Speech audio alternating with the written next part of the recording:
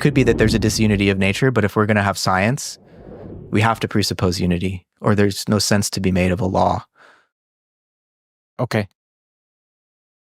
Right. And so Kant's limiting natural scientific knowledge to the phenomenal world, to the way that nature appears to our mind. And for our mind to make sense of nature as a system with laws, it needs to be unified. It needs to be one system. That's not to say that beyond the phenomenal realm, there might not be other universes. It's just we can't say anything scientific about that, you would say. Science for Kant means it's systematic, necessary, universal knowledge. And I think this is where, contemporary physicists like to talk all the time about other universes and the multiverse and many worlds and so on. And from Kant's point of view, they're doing metaphysics, and like bad metaphysics, because all of that's way beyond anything we can experience or become aware of in perception. Right. And so philosophically, Kant would say all of this talk, like theoretical physics has just gone off the rails, he would say. He would be, I think, pretty good buddies with Sabine Hossenfelder in that critique of where theoretical physics has gone, that it's become metaphysics in an ungrounded sense. I see. Like how Kant was critiquing other metaphysicians for speaking about what's unknowable. We have no way to decide it. And then he's saying, well, let's start with what's knowable. And by the way, I'm saying knowable, not noble. Yeah. That's a similar critique that could be laid at much of the abstractions in theoretical physics today. Right. Mm-hmm. So Whitehead's agreeing with Kant that science has certain transcendental conditions, that there are minds capable of knowing, transcendental condition of science, that nature is intelligible.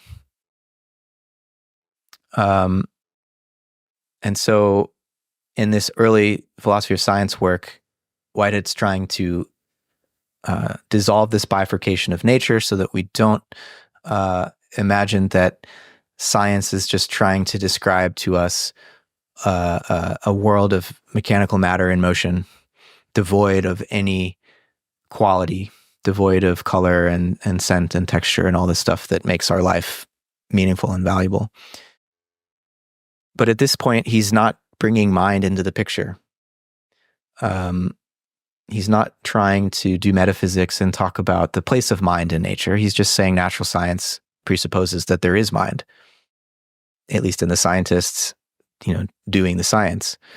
And later he'll say, one of my favorite lines is he says that scientists animated by the purpose of proving that they are purposeless constitute an interesting subject of study.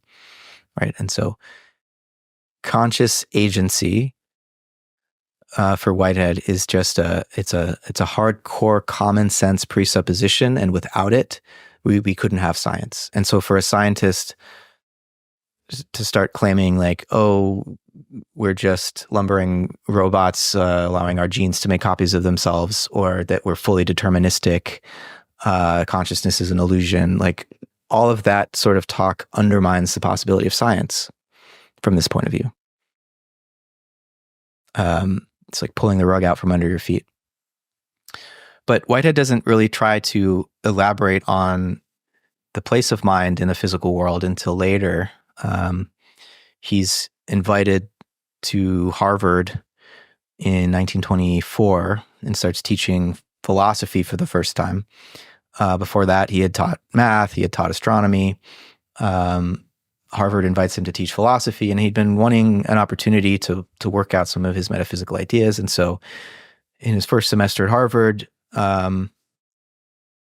he ends up giving a series of lectures that became Science in the Modern World, his 1925 book, where he both gives a history of science and mathematics and begins to elaborate what he calls his organic realism.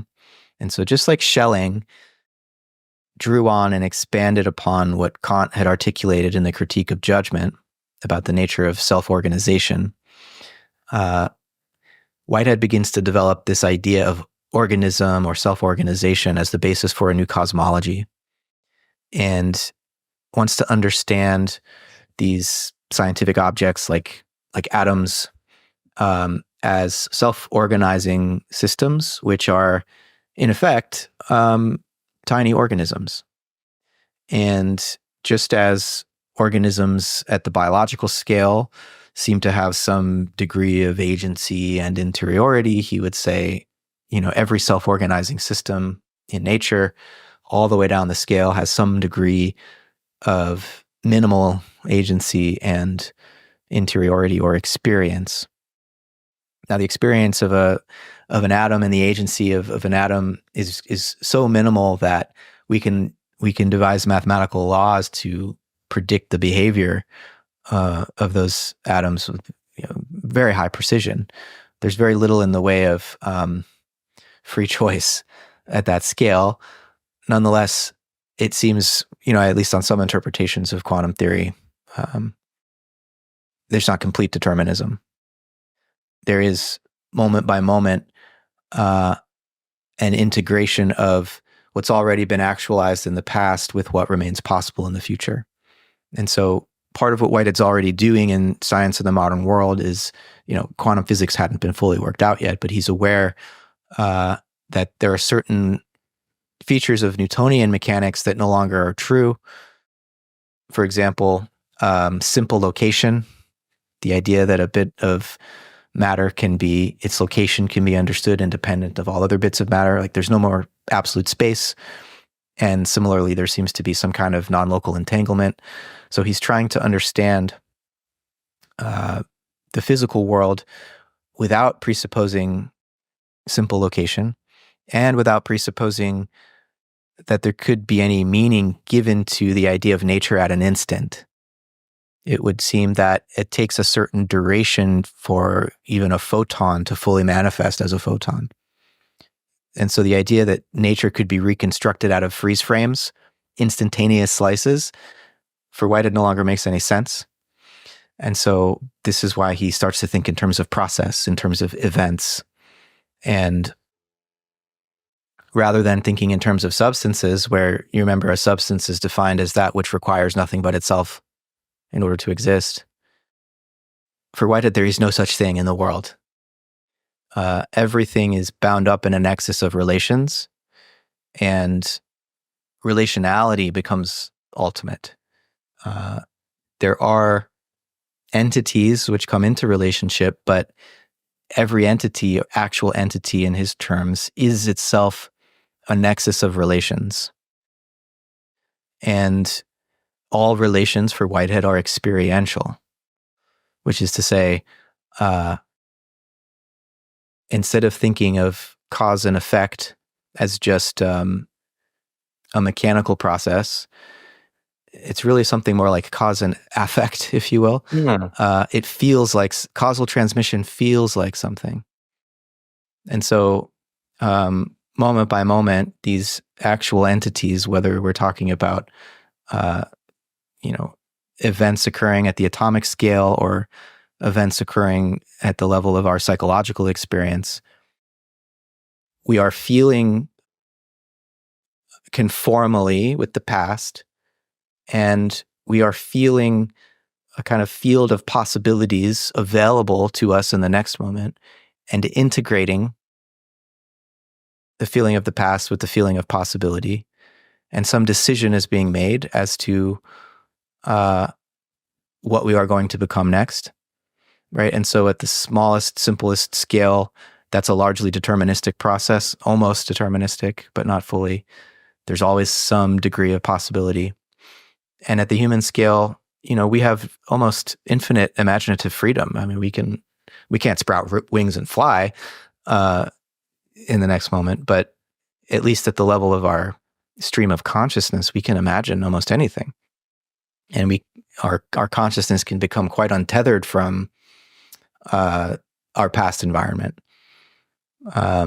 even if in terms of our bodies and how we engage the world metabolically and physiologically, we're bound to conformal relationships to our past. We still have a very high degree of freedom to, in Whitehead's terms, ingress alternatives moment by moment. And so his metaphysics, his understanding of the way that mind and nature can be integrated has a lot to do with how quantum physics brings potentiality back into the picture. Whereas in Newtonian mechanics, we could imagine nature as just the sum total of already actualized particles, colliding in absolute space. Contemporary physics has forced us to make room for potentiality. And there's a lot of confusion about how potentiality and actuality relate, which leads to like the many worlds interpretation, where, every possible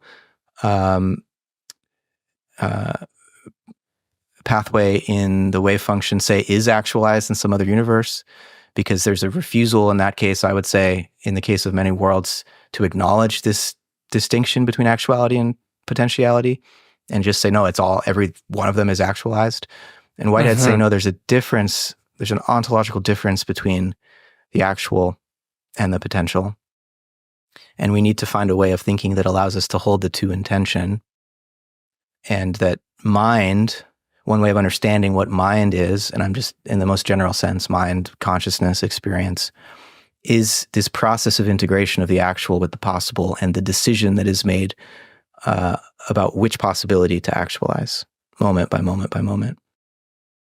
So let's imagine the world as a network, and then there are nodes, and then there are edges. Those edges are the relations. And I assume those edges have directions in order for it to have a causal relation. Okay, then you're saying that any one of these nodes has access to the past of what's happened before, and it uses this in order to come up with a decision about the future. Now, does it have access to every single element of the past? Or is there some limit to it? Is it localized in some manner? It's localized in the sense that it has its own perspective on the past, but Whitehead would say the entirety of the past is flowing into each of these nodes or actual occasions in his terms, moment by moment. And that's just a function of the uniformity of nature. Everything is connected. Now, obviously, there are more important and less important features of the past that are going to, be determining what happens in the present, but nothing is forgotten. So this network of actual locations, is this something that is embedded in a higher space, or is it just that is what exists? That is what exists, and actually Whitehead would say space and time are emergent from the relations among these actual occasions. And so it would be more akin to, the way that, like, in relational interpretations of quantum mechanics, that, space-time is emergent from quantum events. So space-time is kind of secondary. It's the way that these occasions relate to each other rather than being a pre-existing domain within which these actual occasions relate. What's a precedent occasion? What's a what? A precedent occasion. A precedent? So what I mean is, okay, so you have an actual occasion, and then you have precedents to it. So you have something here that's influenced this guy here. Right. So in order for this to even know about this guy, so this is the guy that is currently going to make a decision, and this is something akin to the past, one of the elements that it's using. Does it have to go through each one of the intervening objects in order to reach out to it? Yeah. Whitehead would say that, he says, the world is a medium for the transmission of feelings. And so, there are these historical roots of occasions of experience. I'm using all of his phraseology here. And what each present occasion is feeling, when it's feeling it's the preceding occasions, those prior occasions are no longer experiencing, they've perished. They've transitioned from subjective immediacy Whitehead would say, to objective immortality. And so in the present, we're always in the present. We're always experiencing the now, but there's also history.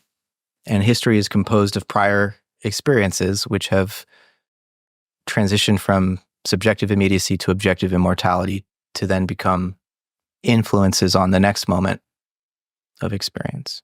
To stay informed in an ever-evolving landscape, I see The Economist as a wellspring of insightful analysis and in-depth reporting on the various topics we explore here and beyond.